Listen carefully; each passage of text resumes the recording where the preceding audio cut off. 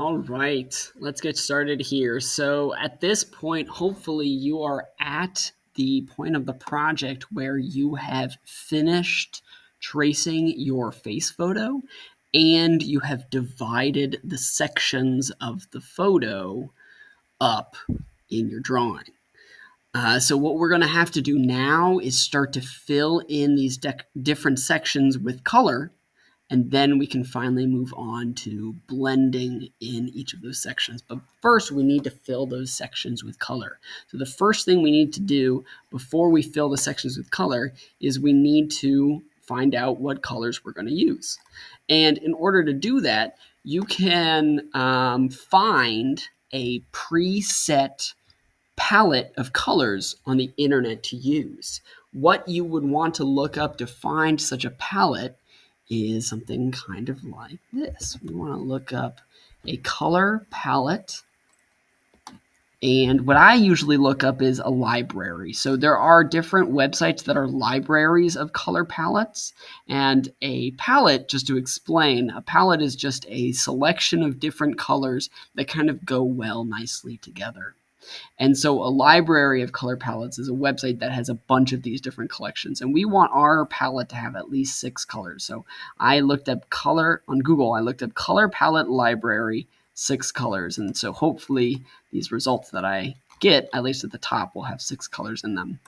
So I'm going to open up the first one here. And no, thank you. We can look around and we can see our options. And if none of these are really fitting your fancy, we could go to a different one and we can look around and we can see the different options they have. And usually, if you find a palette that you like, there's usually an export or a save option, and then you can save it as an image. So this website ColorKit has a save as PNG option, and Coolers, this one, let's see if it'll load for us. If you click these 3 little dots, it has an export palette, and then you can save it as an image very similarly. So now that we have our palette, what we can do is we can go to our files, and we can drag in that image in order to put in our project. So now we have that image in our project, and we can kind of sample this later to choose the colors to fill in these sections with. All right, so I'm going to hide that layer for now. What we want to do basically is fill in all of these different sections quickly. We don't want to paint it in by hand. We could do that, but that'll take a long time. So to do it quickly, this is how I'm going to suggest we do it. We're going to make a new layer, and we want to make sure that this layer is underneath the layer that is our line art, but above the layer that is our background. So it's kind of like right sandwiched in the middle of the two. And this is the layer that we're going to put the color in. Now, the reason we do this, let's get a little paintbrush here, and we'll make it nice and large. The reason we do this is when we paint or drop color in this layer, it's going to be behind the line art, so it won't affect the line art. If it was above, it would affect how the line art looks, but now that it's below, we can kind of color it in like a coloring book. So let's delete that, and let's fill this in a little bit more intentionally.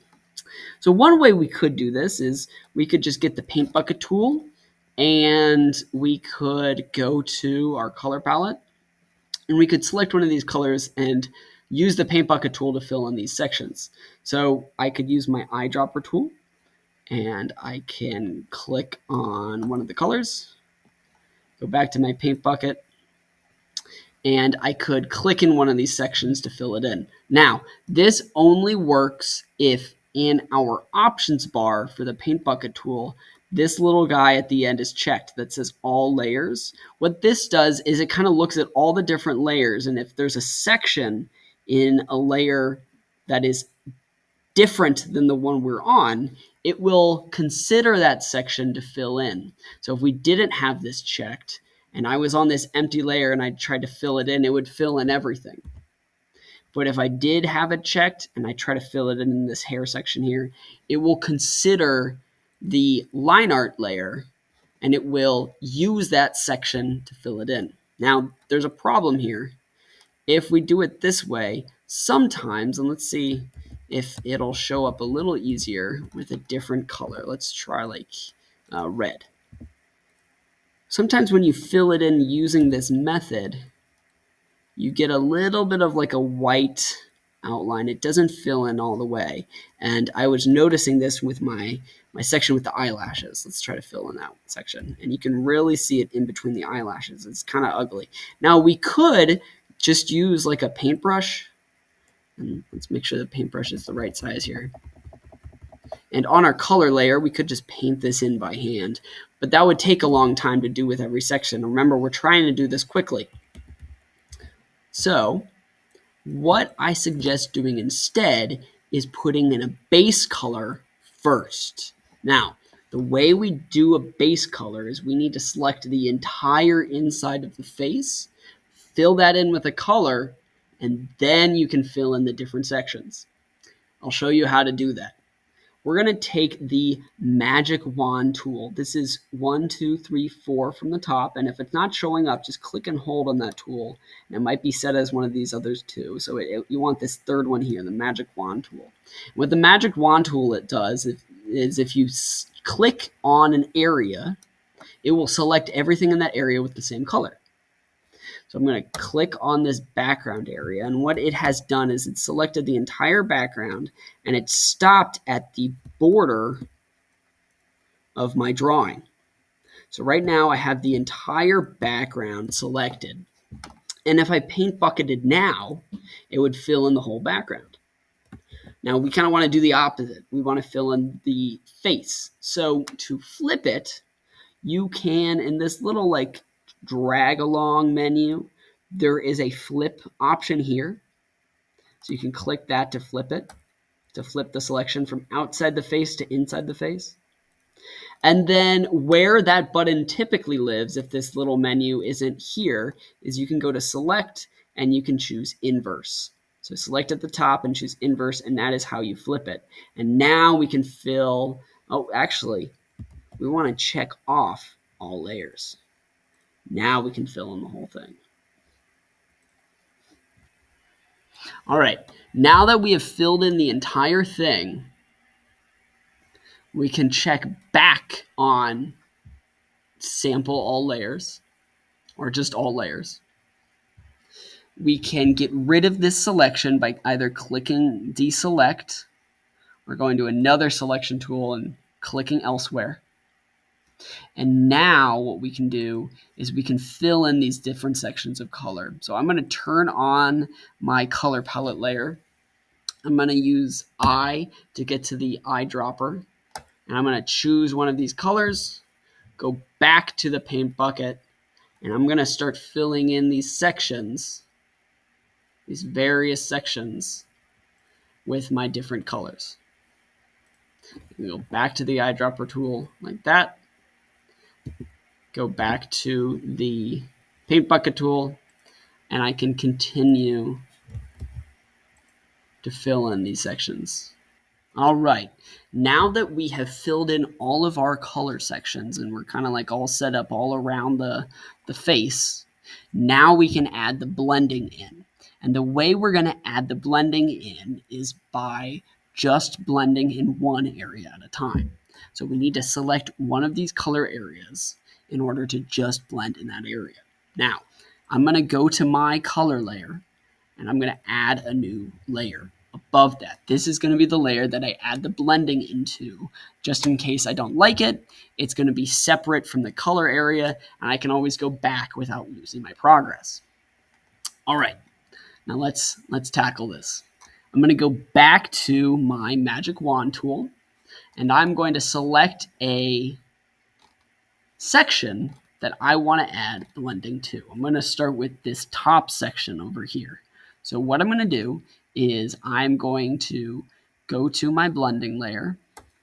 I'm going to use the magic wand tool to select inside of one of these sections. And now I am set up to start blending. I can use my paintbrush. I'm going to make sure this paintbrush is now nice and large. larger, that's probably a little too big, larger than my section. Just a little bit bigger. Good, there we go. And we want to make sure the hardness is turned all the way down, and we need a nice soft paintbrush. We're going to make sure our opacity is also turned down low, and our smoothing is turned off, and I'm going to turn pressure off as well.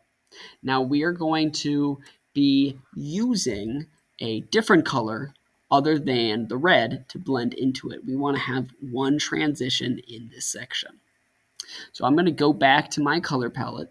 I'm going to use the eyedropper tool to select a different color. I'm going to hide that color palette, and I'm going to start to paint one brush stroke at a time, little by little,